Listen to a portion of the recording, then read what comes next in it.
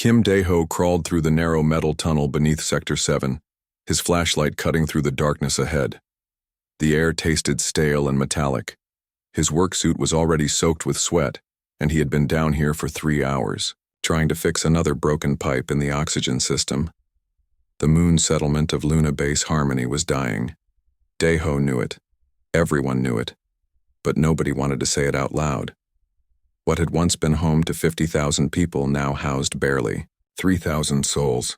The rest had either died over the years or found ways to leave on the few ships that still came from Earth. But those ships had stopped coming 15 years ago. Dae-ho reached the broken section and aimed his light at the twisted metal. The pipe had cracked again, just like the others. Everything in this place was falling apart. The settlement had been built 200 years ago when Earth still cared about the moon. Now Earth had bigger problems, and Luna Base Harmony was just an old memory that cost too much to maintain. Dae-ho, what do you see down there? The voice came through his radio. It was Park So-min, speaking from the control room above. Same as always, Dae-ho replied, pulling out his welding tools. Another crack in pipe section C7. I can patch it, but it won't last long. So-min was 29 years old and ran the food-growing systems. She was one of the few people who still believed they could make this place work. Dae-ho admired her. For that, even if he thought she was being too hopeful.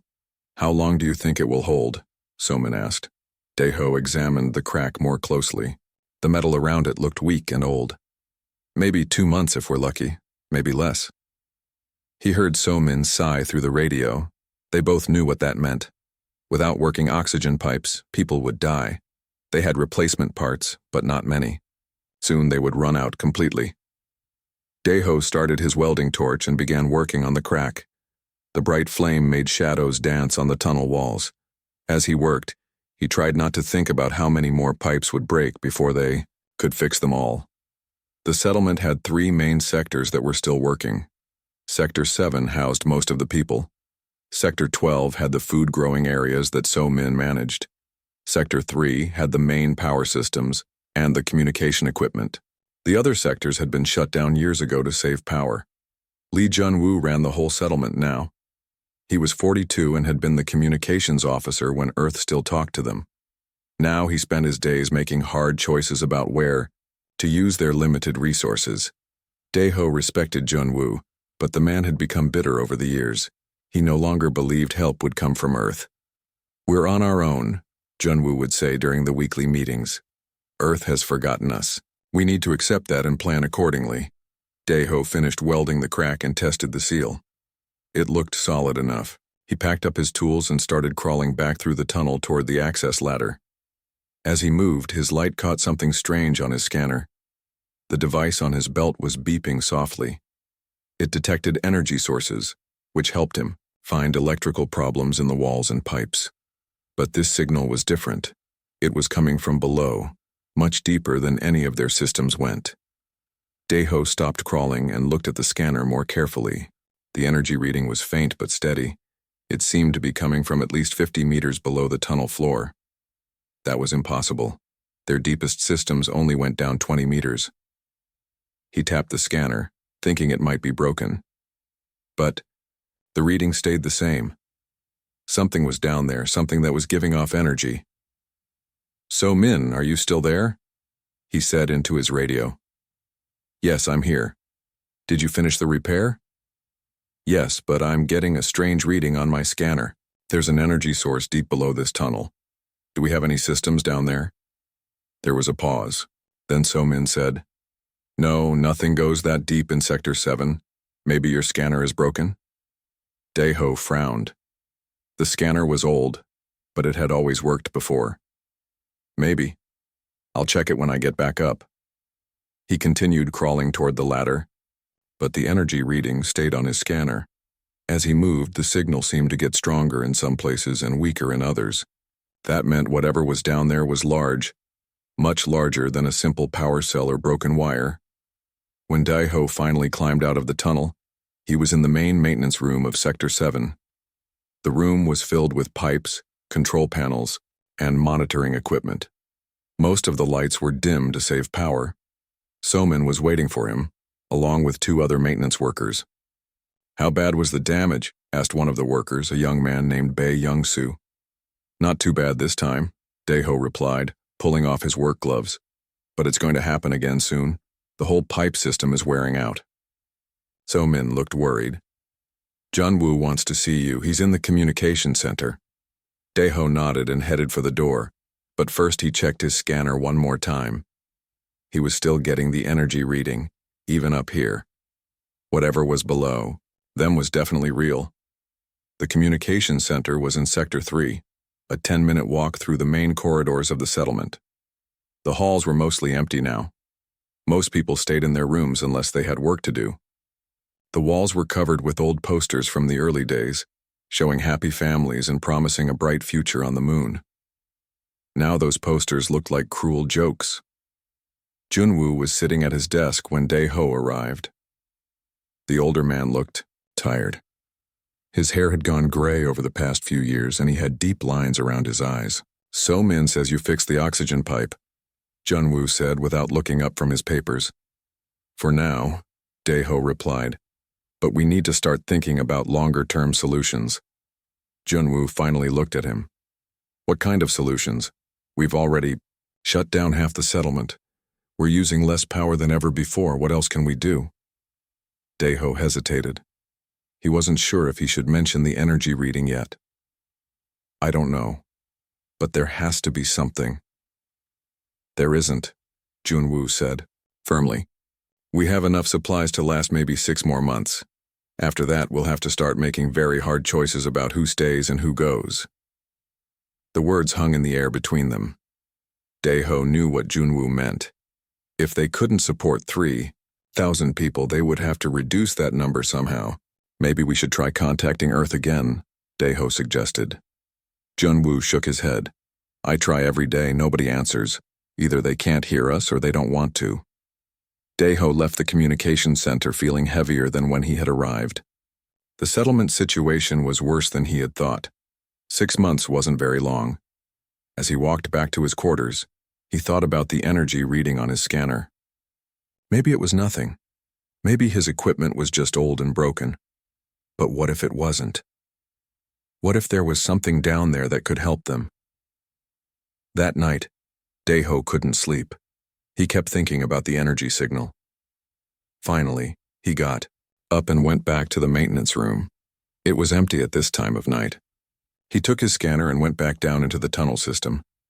The energy reading was still there, stronger than before. Dae-ho followed it through several tunnels, mapping its location. The source seemed to be directly below the center of Sector 7, about 200 meters down. As he crawled through the deepest tunnel he could find, his scanner started beeping rapidly. The energy source was very close now, just on the other side of the tunnel floor. Dae-ho pressed his ear to the metal floor and listened carefully. There was something there, a very faint humming sound, so quiet he could barely hear it. But it was definitely there, and it was definitely not natural. Dae-ho sat back on his heels and stared at the scanner. Whatever was down there had been hidden for a long time. The settlement had been built 200 years ago, and nobody had ever mentioned anything unusual in the ground below it. But the energy reading was real. The humming sound was real, and if there was technology down there, it might be their only hope for survival. Dae-ho made a decision. Tomorrow, he would talk to So-min about this. She was smart and practical, and she might know what to do next. Together, they might be able to figure out what was hidden beneath their dying settlement. As he crawled back through the tunnels, Dae-ho felt something he hadn't felt in years. Hope. The next morning, Dae-ho found So-min in the growing rooms of Sector 12. She was checking the vegetable plants that kept everyone fed. The rooms were warm and humid, filled with the green smell of growing things. It was one of the few places in the settlement that still felt alive. "So-min, I need to talk to you about something important," Dae-ho said, keeping his voice low. She looked up from the tomato plants she was examining. "What is it? Did another pipe break?" "No, it's about the energy reading I got yesterday. I went back down there last night and followed the signal. There's definitely something buried deep below us." So-min put down her tools and gave him her full attention. What kind of something? Daeho pulled out his scanner and showed her the readings he had recorded. Look at these numbers. The energy source is huge, and it's about 200 meters below Sector 7.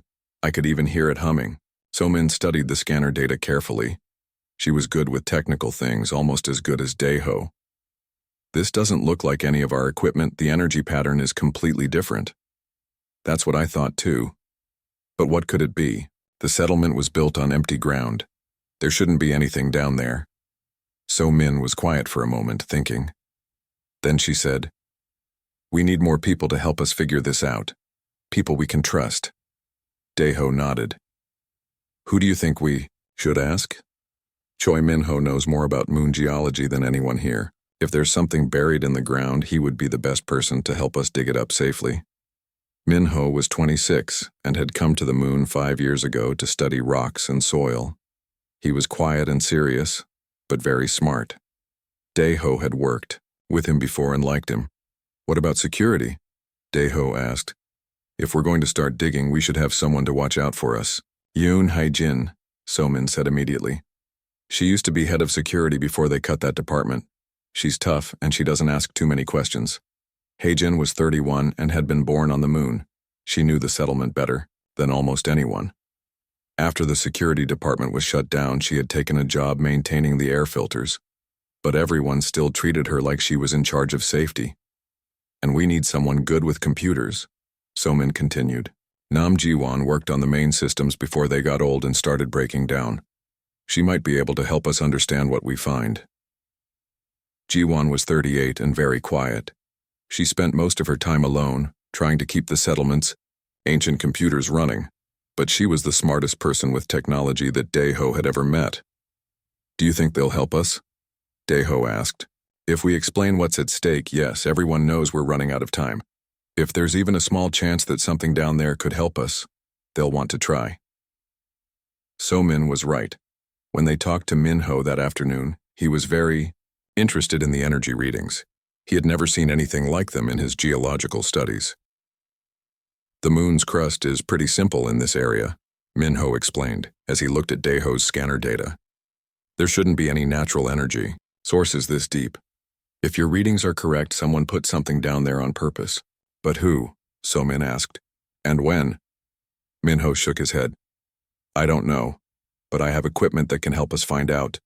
Ground-penetrating scanners, drilling tools.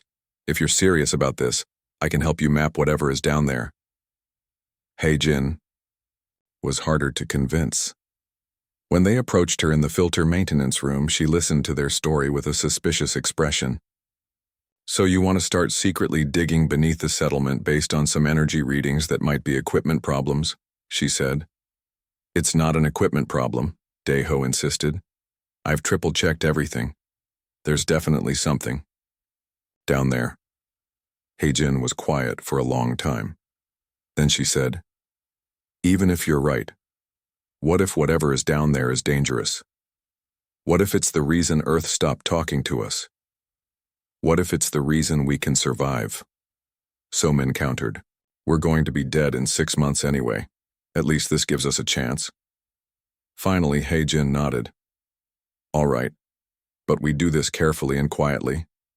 If Junwoo finds out and decides we're putting people at risk, he'll stop us." Ji-won was the easiest to convince. When they explained the situation to her, she immediately wanted to see the scanner data. "This energy pattern is very unusual," she said, studying the numbers on her computer screen. "It's not random like natural sources, and it's not steady like our power systems. It pulses in a very specific pattern." "What does that mean?" Daeho asked. "It means whatever is down there is artificial and complex, possibly some kind of advanced technology." The team started working together the next night. They met in an unused storage room in Sector 7, directly above where the energy readings were strongest. Minho brought his ground-penetrating scanner, which could see through rock and metal. "I'm getting a clear image," Minho said as he moved the scanner across the floor. "There's definitely a large metallic structure below us. It's huge, maybe 50 meters wide and much longer. I can't see the edges of it." "How far down?" Hae-jin asked. "About 200 meters, just like Daeho's readings showed." "But here's the strange part. It looks like it was buried deliberately. The rock around it has been moved and replaced. Ji-won was studying the energy patterns on her portable computer. The pulses are getting stronger. Whatever is down there is still active after all this time. They worked for 3 hours mapping the buried structure. It was enormous, much larger than any building in the settlement. The scanner showed that it was made of metal and had internal spaces like rooms or corridors. "It's a ship," Hae-jin said suddenly. "Look at the shape. It's long and narrow, with what looks like a pointed front end." Dae-ho stared at the scanner image. She was right. The buried structure looked exactly like a spacecraft, but it was unlike any design he had ever seen from Earth. "But how did it get here?" So-min asked. "And when?" Min-ho was studying the geological data. "Based on the rock layers, I'd say it's been here for at least 500 years, maybe longer." "That's impossible," Ji-won said. "Humans didn't have spacecraft 500 years ago, at least not ones this advanced." "Maybe it's not human," Hae-jin suggested quietly. They all stared at each other. The idea that there might be alien technology buried beneath their settlement was both exciting and terrifying. "We need to get down there and see for ourselves," Dae-ho said finally. "All the scanning in the world won't tell us what we really need to know." "How?" So-min asked. 200 meters is a lot of digging, and we can't do it without people noticing." Min-ho had been thinking about this. "There's an old mining shaft in Sector 9 that goes down about 100 meters. It was sealed off years ago, but we could reopen it and extend it toward the ship." "That's still a lot of digging," Hae-jin pointed out. "Not if we use the old mining equipment," Min-ho replied. "It's still in storage. The drilling machines could cut through rock pretty quickly." Ji-won was looking at her computer again. The energy readings are definitely coming from the ship. If it's been running for 500 years, it must have an incredible power source. Or it's not really 500 years old, So-min said. "Maybe our dating is wrong." "There's only one way to find out," Dae-ho said. "We need to get inside that ship." Over the next week, the team worked every night to prepare for their secret excavation. They moved the old mining equipment to Sector 9 without anyone noticing. They mapped the route they would need to dig to reach the buried ship. And they studied every detail of the scanner readings, trying to understand what they would find down there. The hardest part was keeping the secret. Jun-woo was already suspicious about why some of his best technical people were working so many extra hours. Other residents of the settlement were starting to ask questions about the unusual activity in Sector 9. "We need to be ready to tell him soon," Hae-jin warned during one of their meetings. "If he finds out on his own, he might think we're planning something dangerous." "Just a few more days," Dae-ho said. "Once we actually reach the ship, we'll have real proof to show him." But Dae-ho was worried too. What if the ship was dangerous? What if opening it up would cause problems for the settlement? What if it really was alien technology that humans weren't meant to find? On the other hand, what if it was their salvation? What if whoever had buried this ship had left it there specifically to help future generations of humans? What if it contained technology that could fix all their problems and give them a future worth living? There was only one way to find out. They had to reach the ship and see what secrets it held. The survival of everyone in Luna Base Harmony might depend on what they discovered in the darkness below. After 2 weeks of secret digging, Dae-ho's team finally broke through the rock above the buried ship. The drilling machine had cut a tunnel from the old mining shaft straight to the massive hull that lay hidden beneath Luna Base Harmony. "We're through," Min-ho said, his voice echoing in the narrow tunnel they had carved through solid rock. His face was covered with rock dust, and his hands were bleeding from operating the heavy drilling equipment. Dae-ho crawled forward to the breakthrough point and shined his flashlight down into the hole they had made. Below them was a smooth metal surface that stretched as far as his light could reach. The metal looked strange, not quite like anything he had seen before. It had a dark blue color and seemed to absorb light rather than reflect it. "Ji-won, are you getting any readings?" He called back to where she was monitoring her equipment. "The energy signals are much stronger now," Ji-won replied. "Whatever powers this thing is definitely still working." "And Dae-ho, I'm detecting breathable air inside the ship." Hae-jin crawled up beside Dae-ho and looked down at the hull. How do we get inside? I don't see any doors or hatches. Maybe we need to cut through, So-min suggested from behind them. Wait, Ji-won said suddenly. I'm getting some kind of response from the ship. It's like the energy patterns changed when we broke through the rock. As she spoke, a section of the hull directly below them began to glow with a soft blue light. The metal seemed to become transparent, and they could see into a large room inside, the ship. Then the glowing section simply vanished, leaving an opening big enough for a person to climb through. Did the ship just open a door for us? So-min asked in amazement. It looks that way, Daeho replied. He was trying to hide how nervous he felt. The ship had responded to their presence, which meant it had some kind of intelligent system watching them. Hae-jin was the first to climb down into the ship. As a former security chief, she insisted on checking for danger before the others followed. She dropped through the opening and landed on the floor inside with a soft thud. It's safe. Her voice came from below. And there's gravity in here, just like on the ship in normal space. The air smells clean too. One by one, the rest of the team climbed down into the ship. Daeho was the last to enter, and as soon as his feet touched the floor, the opening above them sealed itself. The hull became solid metal again, trapping them inside.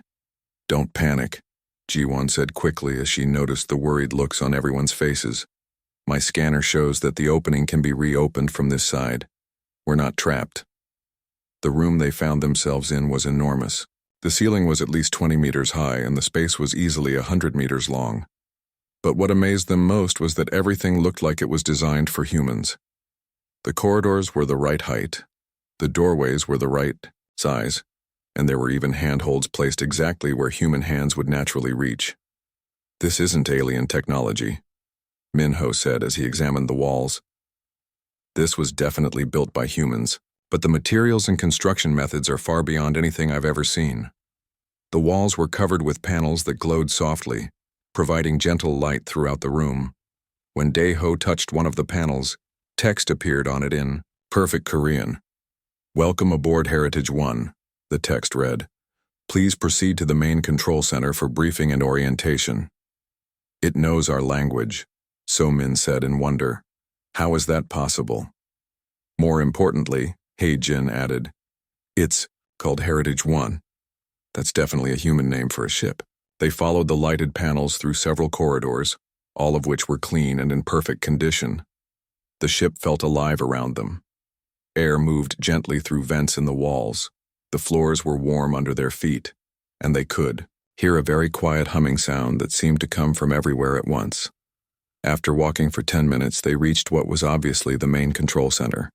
It was a circular room with dozens of screens and control panels arranged in tiers. At the center was a chair that looked like it was designed for a ship's captain. As soon as they entered the room, the screens came to life. Text and images flowed across them, showing star charts, technical diagrams, and what looked like historical records, but everything was moving too fast for them to read. System, slow down the display, Ji-won said, speaking to the air. Immediately, the screens changed to show clear, readable information. In the center screen, large text appeared. Heritage 1, Project ARC, Year 2251, Mission Status, Standby. 2251, So-min repeated. That's more than 100 years ago. But it says the mission status is standby, Daeho pointed out. Like it's been waiting for something. Ji-won was studying the technical displays. According to these readings, this ship has technology that's centuries beyond what Earth has now. Advanced engines, weapons, manufacturing systems, terraforming equipment. It's like a complete civilization in one ship. A new screen lit up, showing what looked like a video message. The person speaking was a middle-aged woman in an Earth military uniform that Daeho didn't recognize. She looked tired and worried. Anywhere, you are seeing this message, then you have found one of the Project ARC ships, the woman said. My name is Admiral Kim Sun-hee, and I am recording this in the year 2251. By now, you probably think that everything I am about to tell you is impossible, but please listen carefully. The recording continued as the woman explained the history of Project ARC. In 2251, a secret organization within Earth's government had discovered evidence of what they believed was an approaching alien invasion. The organization, led by Admiral Kim and several other high-ranking officials had secretly developed 7 advanced ships designed to preserve human civilization if Earth was destroyed. We built these ships using technology that was decades ahead of what the public knew existed, Admiral Kim explained. Each ship was designed to sustain 50,000 people indefinitely and to rebuild human society wherever they landed. But something had gone wrong during the launch. Heritage 1 had crashed on the moon and had been buried by automated systems to hide it from Earth's governments, who had branded Project Ark as a terrorist organization. The invasion we feared never came, the Admiral continued. Instead, our own government hunted us down and destroyed our records. They rewrote history to make it seem like Project Ark never existed. But the ships remained, waiting for the day when humanity would need them. The recording ended, leaving Daeho and his team staring at each other in shock. So this ship has been here since before Luna Base Harmony was even built, Minho said slowly. It's been waiting under our settlement for over 100 years. But waiting for what? Heijin asked. Their answer came from a new voice, one that seemed to speak directly into their minds rather than through their ears. Waiting for you, the voice said. I am the ship's artificial intelligence. You may call me Guardian. I have been monitoring your settlement since it was built. I have watched as Earth abandoned you, as your systems failed, as your people lost hope. I have been waiting for someone with the courage and desperation to find me. So-min stepped forward toward the captain's chair. Can you help us? Our settlement is dying. In a few months, everyone will be dead. I can do more than help you, Guardian replied. I can give you the power to save not just your settlement but all of humanity. But first you must understand the full truth about what happened to Project Ark, and why Earth tried so hard to destroy it. New images appeared on the screens around them. They showed Earth as it existed in 2251, then fast-forwarded through more than a century of human history. As the years passed, they could see that human technology had advanced very slowly compared to what it should have achieved. Space exploration had stagnated, wars continued to waste resources, and environmental problems were getting worse instead of better. Earth's government suppressed Project Ark not because we were terrorists, Guardian explained, but because we represented evolution. We were the next step in human development, and they feared losing control over their populations. So the alien invasion was never real? Daeho asked. The invasion was real, but not from aliens. It was an invasion of stagnation, fear and control by humans who preferred power over progress. By destroying Project Ark, Earth's leaders condemned humanity to centuries of wasted potential. Jiwon was studying the technical displays with growing amazement. This ship has technology that could solve every problem on Earth and in your settlement. Clean energy, advanced manufacturing, medical systems that could cure any disease. That is correct, Guardian said. But using this technology requires a choice. Heritage 1 cannot function at full capacity without a human partner to share the burden of decision-making. The ship's systems are too advanced for purely artificial intelligence to manage safely. What kind of partnership? Heijin asked suspiciously. A joining of consciousness. One person must merge their mind with mine to create a hybrid intelligence capable of guiding this technology responsibly. The process is irreversible, but it preserves the human consciousness while expanding it beyond normal limits. The room fell silent as the team absorbed this information. They had found salvation for their dying settlement, but it would require one of them to sacrifice their individual humanity to save everyone else. How long do we have to decide? So-min asked. The secret couldn't last much longer. Over the next 3 days, Daeho's team tried to figure out what to do with the incredible discovery they had made. Meanwhile, Luna Base Harmony's situation was getting worse by the hour. The main power reactor in Sector 3 was failing faster than anyone had predicted. Lim Dong-hyun, the settlement's medical officer, reported that people were already getting sick from the poor air quality. The food-growing systems that So-min managed were starting to shut down as power was redirected to life support. We have to tell Junwoo, So-min said during one of their secret meetings in the storage room. People are going to start dying soon, and we have the means to save them. But what if he tries to stop us from using the ship? Minho asked. You know how he feels about taking risks.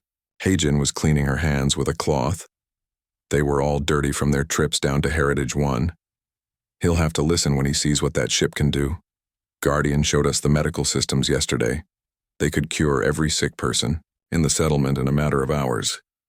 Jiwon looked up from her computer, where she was studying the ship's technical specifications. The manufacturing systems could build us new equipment for everything that's breaking down. Water recyclers, air filters, power generators. We could have everything working perfectly in a few weeks. But someone still has to merge with Guardian, Daeho pointed out. That's not a decision we can make for the whole settlement. The team had spent hours talking to Guardian about the merging process. The ship's AI had explained that it needed a human consciousness to help it make complex decisions about how to use its advanced technology. Without human intuition and creativity, the ship's systems might solve problems in ways that hurt people rather than helping them. The merger preserves the human personality completely, Guardian had assured them. But it also expands consciousness to encompass the ship's vast database of knowledge and capabilities. The human partner would still be themselves, but with abilities far beyond normal human limits. The decision was made for them when Han Mi-kyung, the agricultural coordinator, collapsed in the growing rooms. So-min found her unconscious among the vegetable plants, her breathing shallow and her skin pale. Get Dong-hyun, So-min called to Young-soo, who was helping her tend the plants. Tell him it's an emergency. When Dong-hyun arrived, he examined Mi-kyung quickly. His face was grim as he checked her pulse and looked at her eyes. It's oxygen poisoning, he said. The air recycling systems aren't working well enough anymore. She'll recover, but if we don't fix the air quality soon, more people will collapse. That night, Daeho made his decision. He couldn't watch people suffer and die when he knew there was a solution waiting 200 meters below their feet. I'm going to talk to Junwoo, he told the others. We'll show him the ship and explain everything. If he won't listen, then we'll have to act without his permission. So-min put her hand on his arm. Are you sure? Once we tell him there's no going back to keeping this secret. People are already starting to get sick, Daeho replied. We can't wait any longer. The next morning, Daeho found Junwoo in the communication center, trying once again to contact Earth. The older man looked exhausted. He had been working 18-hour days trying to keep the settlement running. Junwoo, I need to show you something, Daeho said. Something that could save everyone in the settlement. Junwoo looked up from his radio equipment. Unless it's a message from Earth offering to send us supplies, I don't have time for it. It's better than that, much better. But you have to come with me to see it. Something in Daeho's voice made Junwoo pay attention. He studied the younger man's face carefully. This is about those energy readings you mentioned weeks ago, isn't it? Yes. And about why you should have listened to me then. Junwoo followed. Daeho through the corridors to Sector 9 where the rest of the team was waiting. When Junwoo saw all the mining equipment and the tunnel they had dug, his expression changed from curiosity to anger. You've been doing unauthorized excavation beneath the settlement, he said coldly. Do you have any idea how dangerous that could be? You could have damaged our foundation or caused a collapse. We were careful, Heijin said. And we found something that's going to change everything. It took an hour to get Junwoo down the tunnel and into Heritage 1. Guardian activated the ship's systems as soon as they entered, and the control room came to life with displays and information. Junwoo stood in the center of the room, staring at the screens in shock. This is impossible. How long has this been here?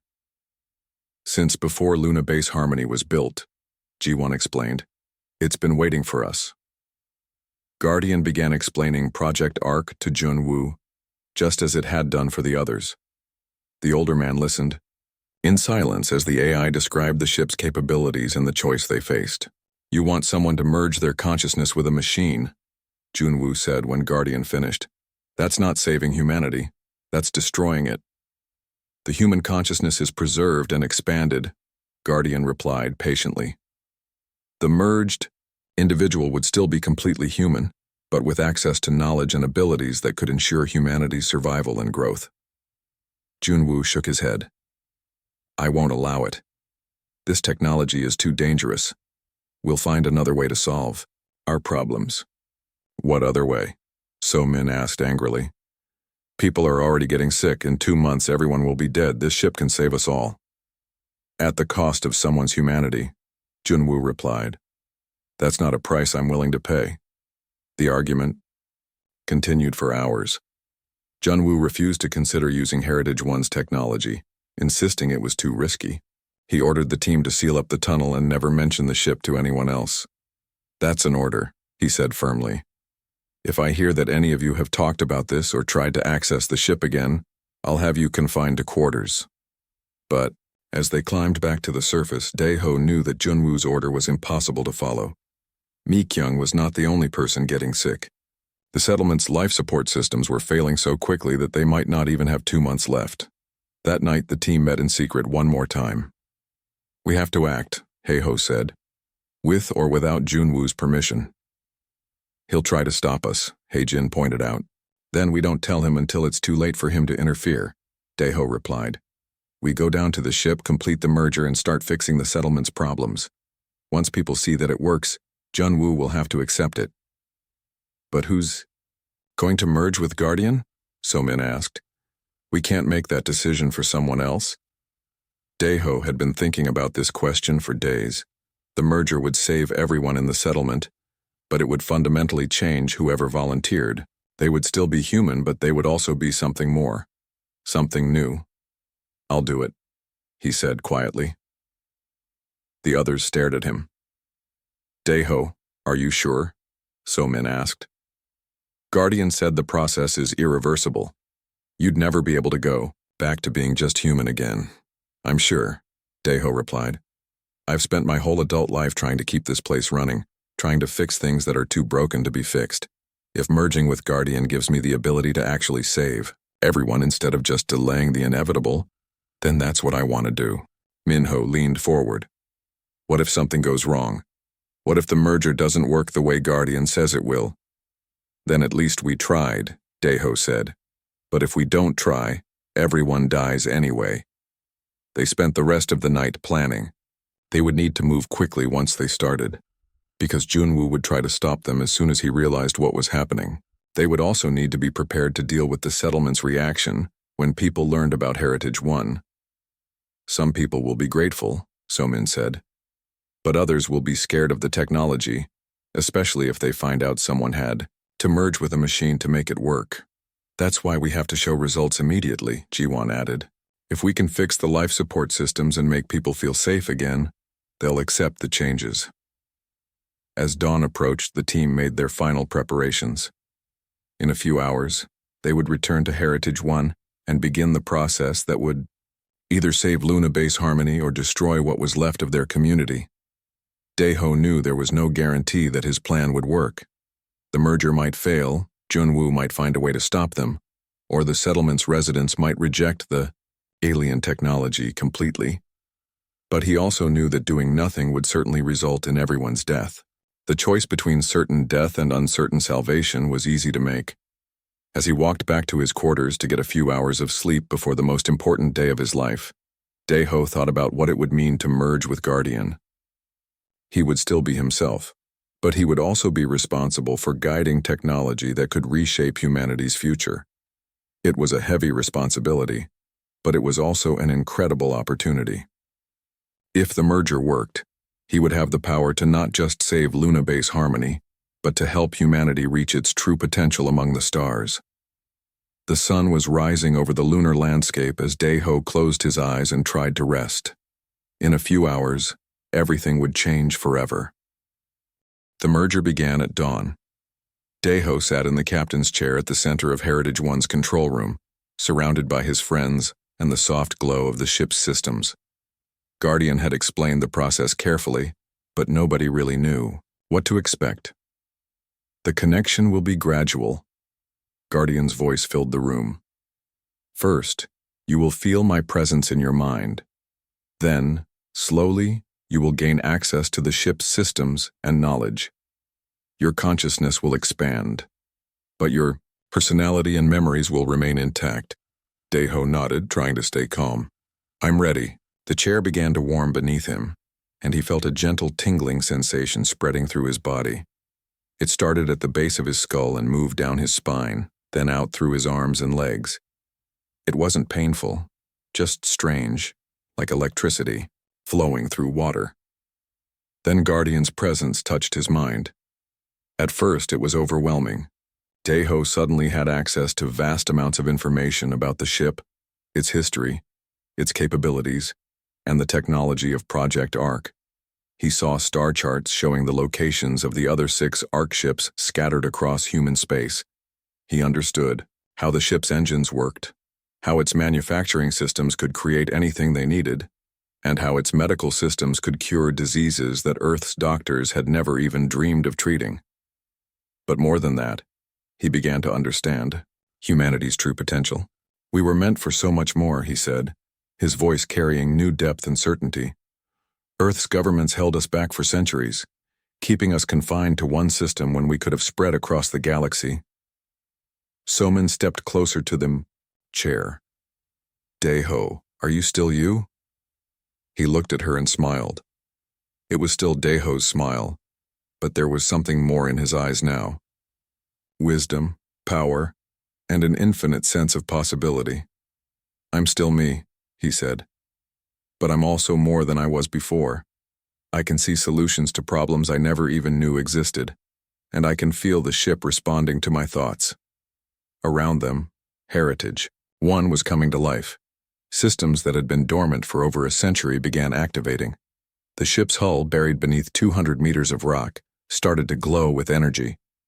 The first thing we need to do is fix the settlement's life support, Deho Guardian said. I can extend the ship's atmospheric systems to cover all of Luna Base Harmony.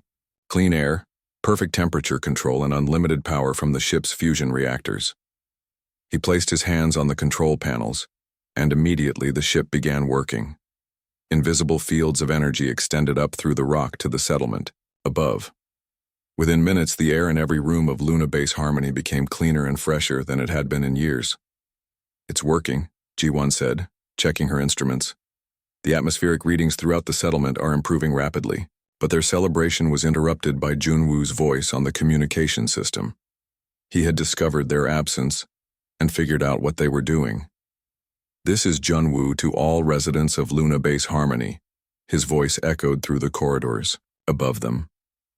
Do not be alarmed by the changes you are experiencing in your environment. A small group of residents has discovered some kind of technology beneath the settlement, but we don't yet know if it's safe. Please remain in your quarters until we can assess the situation. Heijin shook her head in frustration. He's going to cause a panic.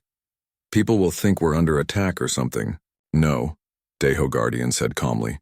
They'll think we're saved, because that's exactly what we are. He activated the ship's communication systems and spoke directly to every person in the settlement. His voice carried not just through their speakers, but somehow directly into their minds, filled with calm reassurance and absolute confidence. People of Luna Base Harmony, this is Kim Deho. I know you're confused and maybe frightened by what's happening right now, but I need you to listen to me carefully, because I'm about to tell you something that will change all of our lives forever. Throughout the settlement, people stopped what they were doing and listened. Even Junwoo, who had been trying to organize a security response, found himself unable to ignore the strange power in Deho's voice. Beneath our home, there has been a ship waiting for us for over 100 years, Deho Guardian continued. It was built by humans like us, humans who wanted to ensure that our species would survive and thrive among the stars. Today, we have awakened that ship, and it is already beginning to save all of our lives. He shared images directly into their minds, showing them Heritage One's vast interior, its incredible technology, and the promise it represented for humanity's future. He showed them the clean air they were now breathing, the unlimited power that would keep them warm and safe, and the medical systems that could heal any injury or illness. I have merged my consciousness with the ship's artificial intelligence, he explained. I am still the Deho you have always known, but I now have access to knowledge and abilities that will help us not just survive, but flourish. We will rebuild Luna Base Harmony better than it ever was. We will reach out to Earth and offer them the gift of advanced technology. And eventually, we will take our place among the stars as humanity was always meant to do. The response was not immediate acceptance. Throughout the settlement, people were struggling to understand what they had just experienced. Some were frightened by the idea of artificial intelligence and consciousness merging. Others were suspicious of technology they didn't understand. But when Mi-kyung, who had been near death from oxygen poisoning just days before, walked out of the medical center completely cured and healthier than she had been in years, people began to believe. When the lights throughout the settlement became brighter and steadier than they had been since the early days of the colony, people began to hope. And when the food-growing systems began producing crops larger and more nutritious than anything they had ever grown before, people began to celebrate. Junwoo was the last holdout. He came down to Heritage 1 with a security team, determined to shut down what he saw as a dangerous experiment. But when he saw Daeho sitting calmly in the captain's chair, still recognizably human, but radiating an aura of competence and wisdom, that was impossible to ignore. His resistance began to crumble. "What have you done to yourself?" Junwoo asked quietly. "I've become what humanity needs me to become," Daeho Guardian replied. "I've accepted responsibility for our survival and our future growth. The merger didn't take away my humanity, Junwoo. It revealed what humanity truly is." Over the following weeks, Heritage 1 completed its transformation of Luna Base Harmony. The ship's manufacturing systems created new equipment to replace everything that had been failing. The medical systems cured every illness and injury in the settlement. The atmospheric systems provided air so clean and pure that people forgot what it felt like to struggle to breathe. But more importantly, Daeho Guardian began reaching out to the wider galaxy. The first contact came from Earth, where governments were panicking over the sudden appearance of advanced technology signatures from their abandoned lunar colony.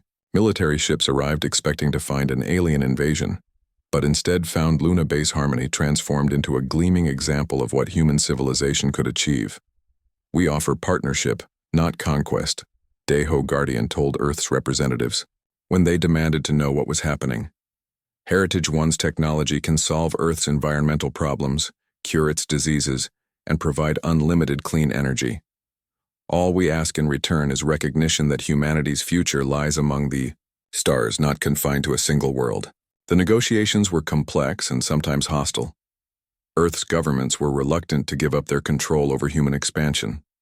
But when Heritage 1's medical systems began curing cancer, when its energy systems provided clean power without environmental damage, and when its manufacturing systems created abundance without resource depletion, public opinion on Earth became impossible to ignore. Within a year, Luna Base Harmony had become the center of a new phase of human civilization. The other 6 ARC ships were located and awakened, each contributing their own advanced technologies and capabilities. Human colonies began spreading across nearby star systems, not as desperate outposts struggling for survival, but as thriving communities supported by technology that seemed almost magical. Somin became the leader of the new agricultural systems, using Heritage 1's technology to create food production methods that could feed billions without depleting any world's resources. Junwoo accepted his role as ambassador between the old Earth governments and the new star-spanning civilization that was emerging. Each of the original team found themselves with opportunities and responsibilities they could never have imagined. But it was Daeho Guardian who carried the greatest responsibility and the greatest reward. Through his merged consciousness, he could feel humanity's expansion across the galaxy. He could sense the joy of families settling new worlds, the excitement of scientists making discoveries that advanced their species, and the deep satisfaction of a civilization finally reaching its true potential. "We were never meant to be confined to one world," he would often say to visitors from Earth who came to see what Luna Base Harmony had become. "We were meant to be explorers, builders, and creators."